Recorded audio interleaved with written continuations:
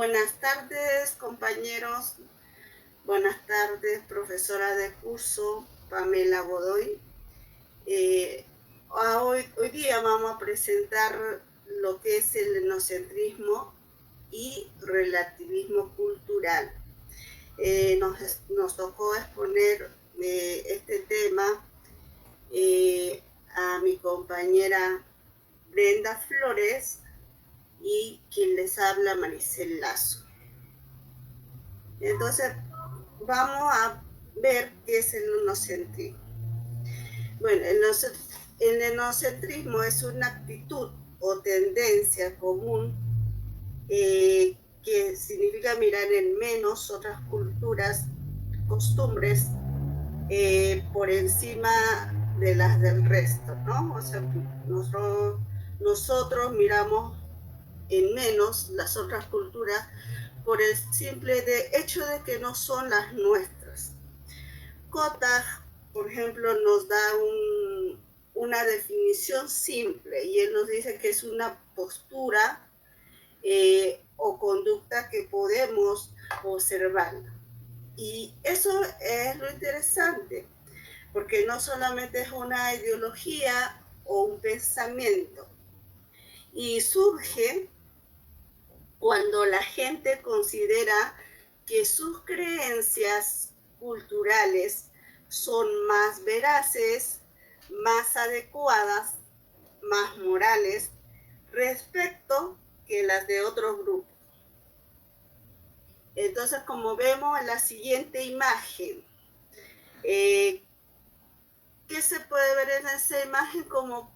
Como pasó en el proceso de colonización y de expansión del modelo occidental y europeo, en que bien se sabe que vinieron a colonizarnos y trajeron consigo sus creencias, sus modos de vida, sus costumbres.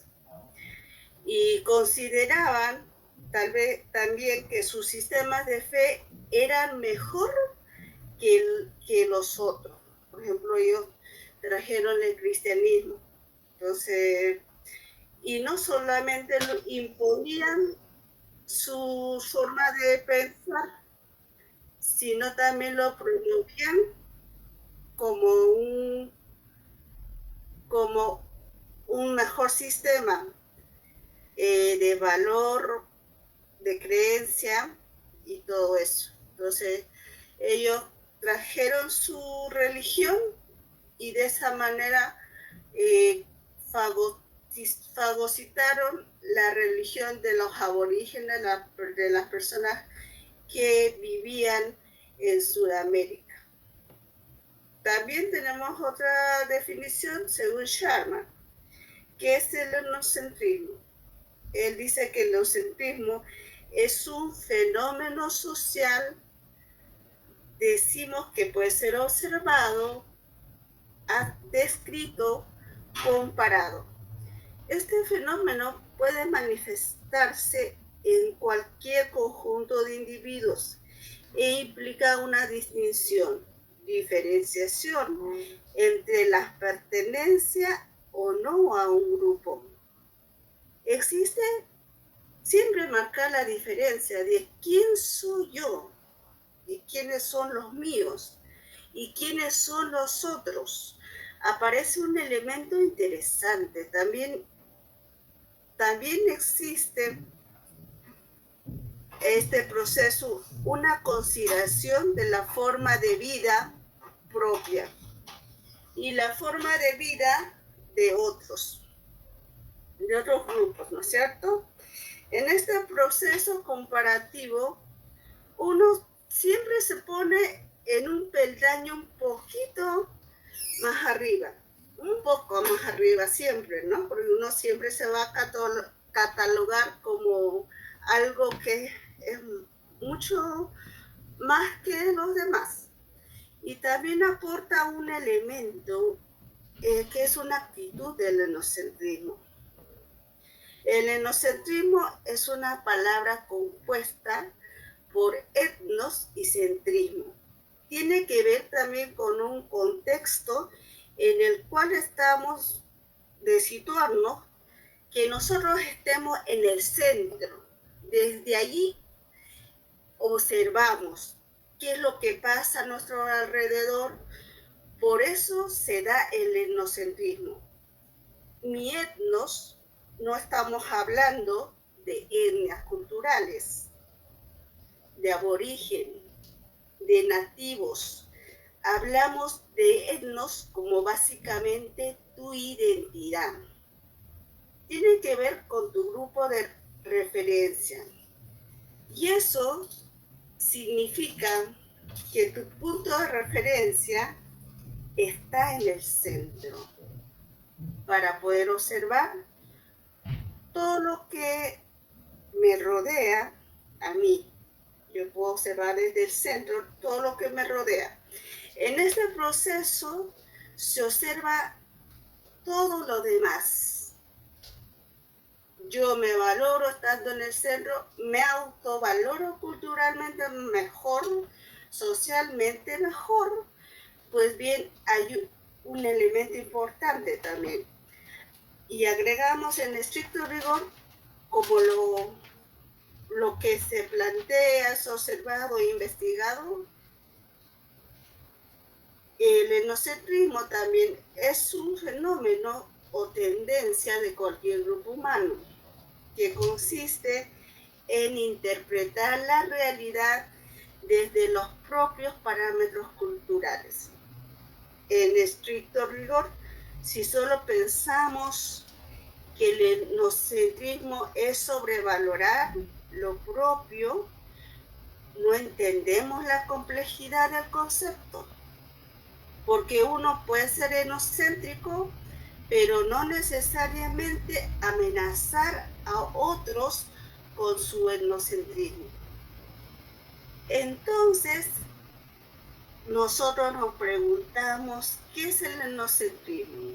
En estricto rigor, es un modelo, una forma que sirve para interpretar tu realidad y a la vez tratar de interpretar la realidad de los otros, pero a partir de tu marco y tus parámetros culturales.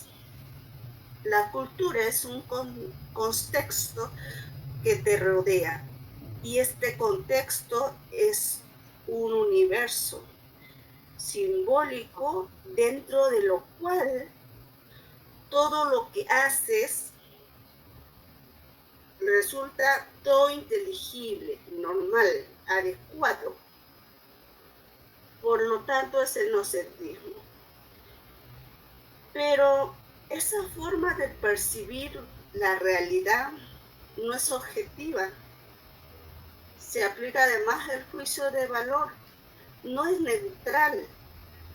Yo no puedo entender ni ver la realidad, digamos, como le entendería alguien de Japón, un ejemplo, no un otaku, porque tendría que yo haber socializado en Japón, haber vivido mi niñez, mi adolescencia en Japón y obviamente enterrar todo lo profundo que significa ciertos fenómenos del manga y anime.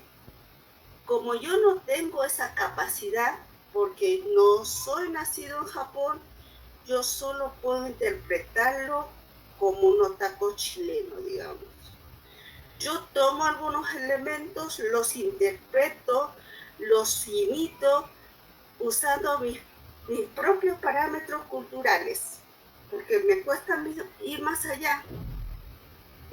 Donde yo vivo, mi realidad es otra. Según mi propio etnos, mis propios parámetros culturales, yo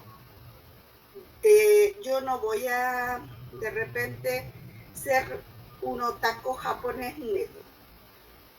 Por eso es importante analizar primero las funciones también que tienen los etnocentrismos como fenómeno social, de las cultura, porque cuando hablamos de cultura,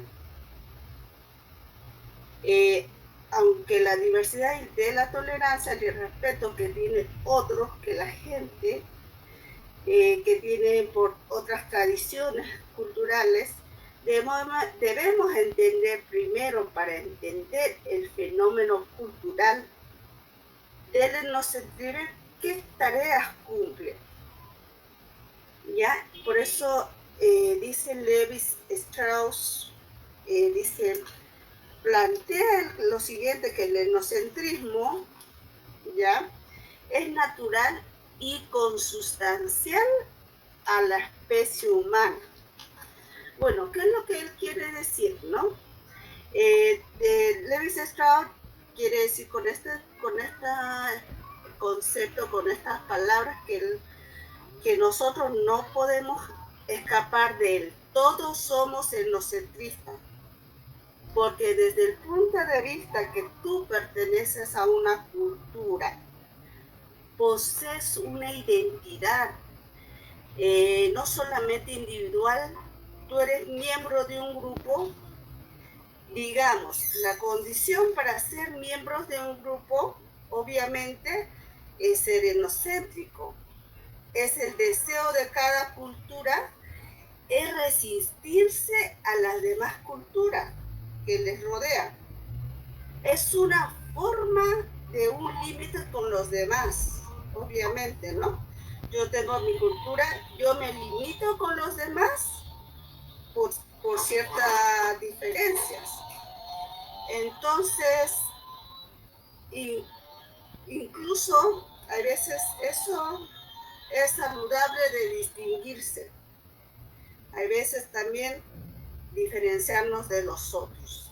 Por ejemplo, yo obviamente soy nacida en Perú. Tengo un hijo que es nacido en Perú, pero desde que tiene 25 días, él ya vivió en Chile.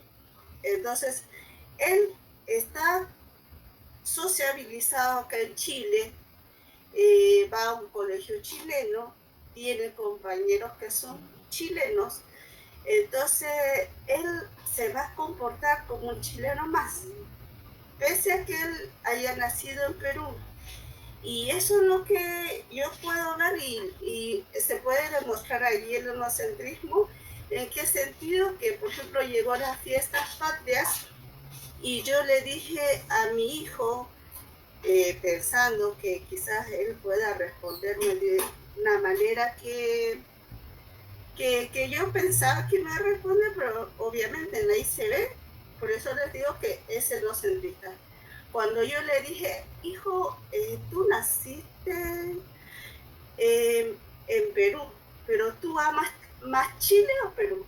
Entonces, a lo que él me respondió, yo amo más Chile. Entonces, yo me quedé así como fría, ¿no?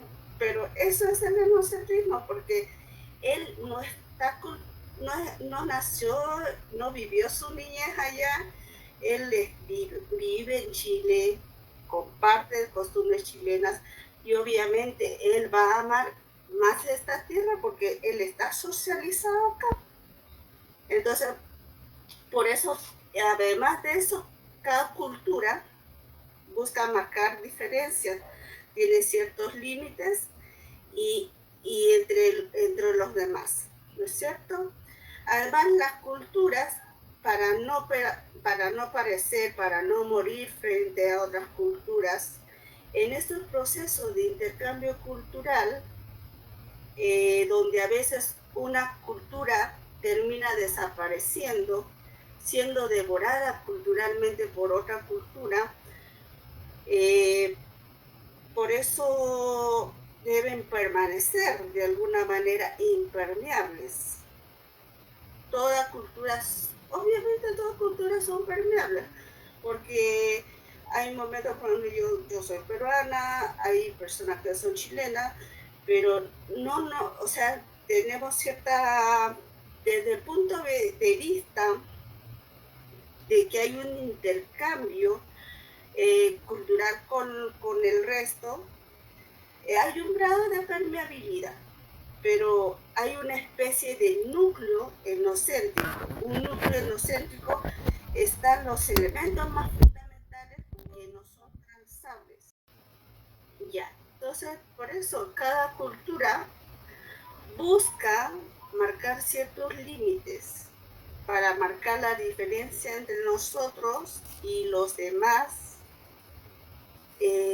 Las culturas, para no perecer, para no morir frente a otras culturas, en estos procesos de intercambio cultural, donde a veces una cultura termina desapareciendo, siendo devorada culturalmente por otro. Entonces, de alguna manera deben permanecer impermeables, porque si no desaparecerían totalmente. Pero por eso todas las culturas también tienen permeabilidad. ¿Por qué? Porque desde el punto de vista de que hay un intercambio con los demás, tienen un grado de permeabilidad. Y también tiene una especie de núcleo enocéntrico, un núcleo que están todos los elementos más fundamentales. Estos no son transables. Incluso el solo hecho de cambiarlos significaría la desaparición de la cultura como tal. Acá hablamos de los elementos también sociolingüísticos y básicamente los temas de leyendas, mitos, aspectos mágicos religiosos como visiones, etcétera, etcétera. Entonces, según Levi Strauss, dice que todos somos enocéntricos. ¿Y a qué se refiere esto? Se refiere a que nosotros, cuando de repente nos vamos a otro país, que nos toca viajar, que quizás nosotros nos vamos de vacaciones, llevamos nuestra maleta enocéntrica con nosotros. Y es fácil, digamos, poder entender lo que él nos trata de decir. Cuando una persona, por ejemplo, ustedes van a otro país, se ven otras costumbres, hay otras creencias, hay otras formas quizás hasta de vestir. Entonces, por ejemplo, ustedes como chilenos, uno pide, digamos, un asado, ¿no es cierto? Yo voy, me siento en un restaurante, en una mesa, le digo, por favor, mozo, ¿me puede traer un asadito? Ya, entonces el mozo, pero uno, desde que el momento que le trae, uno va comparando el asado. Uno puede decir, uy, mira que este asadito no es como mi asadito chileno, mira, no tiene papa mayo, no tiene pebre. Entonces, características que de repente nosotros ahí valoramos culturalmente y nuestras tradiciones, ¿me entiendes? Por ejemplo, una cazuela, lo mismo pasa. Ah, mira, esta cazuela no es como mi cazuela chilena. Ahí somos nosotros enocéntricos, ¿ya? Entonces, a eso se refiere de alguna u otra manera Levi Strauss, ¿ya? Y también en los centrismos, como poníamos anteriormente, cumple unas funciones, ¿no es cierto? Y esas funciones que cumplen son, por ejemplo, ya, las funciones que cumple el enocentrismo son de cohesión, ¿no es cierto? Porque obviamente cuando una persona, digamos, tú formas un grupo culturalmente, obviamente está sociabilizado en esa cultura, tú has vivido siempre con ellos, tienen ciertos parámetros culturales, como ya lo habíamos dicho. Entonces también hay lealtad, hay una fuerza, hay principios que como grupo tienen que cumplir, que muchas veces ayuda a proteger la cultura, sus costumbres, los valores. Entonces, tú depende también que acá qué grado tenga una persona. Por ejemplo, son ustedes chilenas, ¿no es cierto? Entonces, uno puede decir qué qué tanto te sientes adscrito a tu cultura, qué tanto te sientes cohesionado. Poco, mucho, bastante, entonces ahí cumple cierto grado de cohesión. También podríamos decir que conservar la cultura, también la solidaridad, la lealtad, la cooperación, la defensa, la supervivencia del grupo, apela a su elección como proceso social, también se transforma en de repente en unir al grupo y de alguna manera ver qué rasgos tengan como grupo social, como cultura. Entonces, vamos ahí en la imagen, que, qué es lo que piensa, digamos, una mujer árabe de la otra mujer. Ahí sale en el comentario. Hay una mujer, se ve que está en bikini, eh, y entonces la mira a la otra mujer y dice, todo cubierto menos sus ojos, qué cruel cultura dominada por los hombres. Entonces, ella culturalmente, como ha sido criada, como ha sido socializada, piensa de la otra mujer, pobre mujer, anda tapada, tiene que hacer caso a los hombres, no puede vestirse como quiere, qué fatal, qué triste, ¿me entiendes? Entonces, ella piensa de la otra mujer así, pero la otra mujer también piensa lo mismo, nada cubierto, salvo sus ojos, qué cruel cultura dominada por hombres. Entonces, la otra mujer también piensa lo mismo de la otra mujer. Dice que tiene que seguir ciertos cánones de belleza, tiene que hacer dieta, que solamente para gustarle a los hombres, solamente para que de repente los hombres se fijen en ella. ¿Ves? Que es distinto ver de qué parámetro cultural uno puede ver la realidad, es muy distinto. Entonces tenemos acá ahora los tipos de etnocentrismo. Tenemos el etnocentrismo racial. Dice que supone que cree que la etnia a la que uno pertenece es mejor que por razones biológicas, mejor que las demás. ¿Y en qué grado esto se vuelve un problema? Ustedes se recuerdan claramente en que Hitler hizo un genocidio por creer que su raza era mejor a la de los judíos. Entonces ahí se vuelve un problema y eso es terriblemente desastroso, porque nosotros como personas tenemos que respetar todas las demás culturas. Tenemos también lo que a la siguiente página, el etnocentrismo religioso, lo que ya habíamos hablado anteriormente.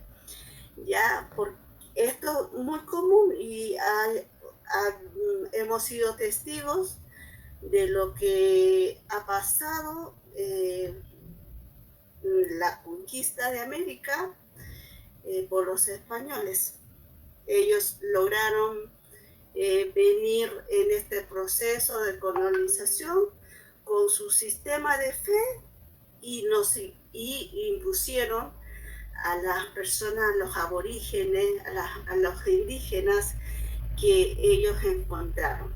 Y según ellos, su sistema de fe, que es el cristianismo católico, era mejor que las otras personas, porque las otras personas de repente creían en un ave, creían en el sol, adoraban la tierra. Entonces ellos de alguna u otra manera fagocitaron la otra cultura, imponiendo su sistema de fe. Y también tenemos, por último, el etnocentrismo lingüístico. Se ha escuchado, yo también he tenido la experiencia que he conocido personas que me han contado que antes existían mayores lenguas, ¿no? Cada tribu tenía su lengua materna. Pero ¿qué pasa con el tiempo? Igual pasó esto en el descubrimiento de América, que muchas lenguas desaparecieron porque fueron devoradas por otras culturas y desaparecieron totalmente. Entonces, bueno, como finalización, quizás podría yo decir, el etnocentrismo quizás en cierta parte no es malo. Lo malo es que como nosotros lo llevamos al extremo, cuando de repente usamos la discriminación, usamos la xenofobia. Eso es cuando quizás esto se va a lo extremo.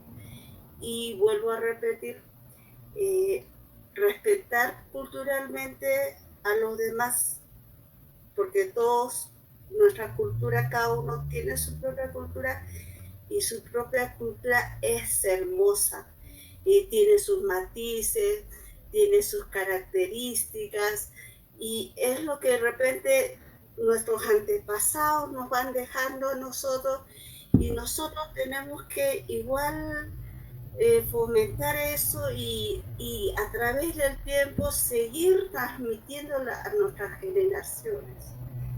Entonces, y nuestras generaciones obviamente nosotros tenemos que compartir con ellos cosas buenas, digamos, valores buenos. Tiene que ser todo de acuerdo de repente al que sea positivo, a que nos vaya a traer beneficios, nos vaya a traer de repente algo que nos va a ayudar a crecer como persona y no de repente hacer como que discriminar a las personas por su color de piel, por su forma de hablar, por quizás hasta por su economía. Entonces, eso es lo que yo les podría decir. Y bueno, acá les dejo con mi compañera que va a seguir con lo que es el relativismo cultural. Ya teniendo una idea más clara de lo que es el etnocentrismo, vamos a entrar con lo que es el relativismo cultural, que es como casi todo lo contrario a lo que es el pensamiento etnocentrista. El relativismo cultural es una corriente de pensamiento que tiene la idea de que cada cultura debe entenderse dentro de su propio contexto o su propio término. Y habla de una imposibilidad de poder establecer un punto de vista universal o único, según la interpretación de cada cultura. El relativismo cultural versus el etnocentrismo.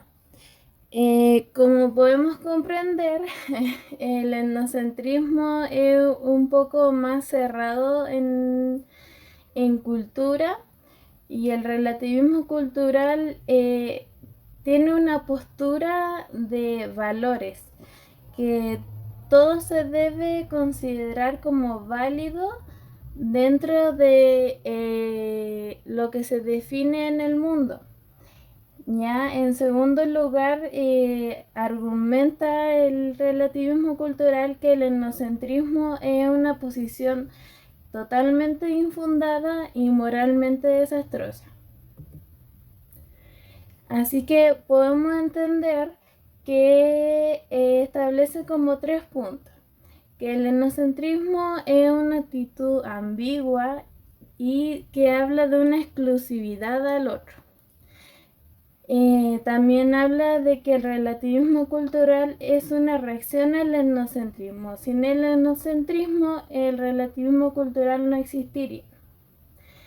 El etnocentrismo debe evitarse y el relativismo cultural debe aceptarse y fomentarse. Así como hacer afiche, hablar más del tema y fomentarlo a las diferentes tanto culturas como también generaciones. El relativismo cultural surge como una propuesta teórica y metodológica por el antropólogo Franz Boas.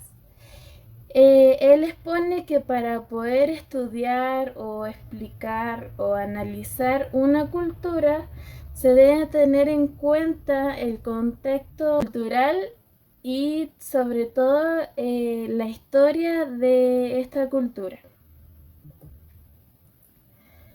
Las características generales del relativismo hablan de una verdad, más que nada.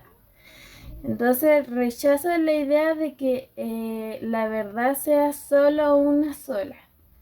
Ya sostiene que la verdad tiene que ser entendida por un contexto. Y acá es como, tiene como un ejemplo como del falsacionismo de Popper. Si bien no podíamos aceptar al 100% una investigación científica, sí podíamos falsearla. El relativismo cultural es algo similar. No supone la idea de que todas las culturas son válidas, sino que trata de cuestionarlas a todas por igual. Por ejemplo, en cada sistema cultural hay diferentes formas de matrimonio. Está la poligamia, la poliandria o las personas que son monógamas.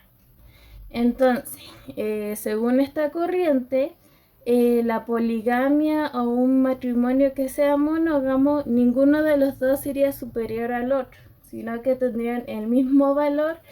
Y esto es porque todos los valores tienen que ser considerados de forma relativa. Entonces, aquí está la importancia del relativismo cultural, ya que es una actitud o un punto de vista que analiza el mundo de acuerdo de cada parámetros de cada cultura. Entonces podemos asociarla como con una tolerancia y un respeto por la diferencia, porque si no existe esto, se crea una crítica y no podemos comprender las diferentes creencias y prácticas de las personas. Entonces, como conclusión, podemos comprender que si bien, como dijo mi compañera, el etnocentrismo no es malo, pero sí dificulta e impide la comprensión de las diferentes culturas de otros pueblos. Entonces, nosotros como psicólogos es muy importante que podamos abrirnos a cada contexto cultural, que podamos vernos enfrentados para poder analizar, estudiar o poder diagnosticar a un paciente. No podemos diagnosticarlo igual a un paciente peruano o a un paciente chileno, porque cada uno tiene su diferente contexto cultural. Y aquí termino con una palabra, que las culturas no existen al azar, sino que se acompañan de poderosas razones para poder existir. Muchas gracias, profesora, por escucharme.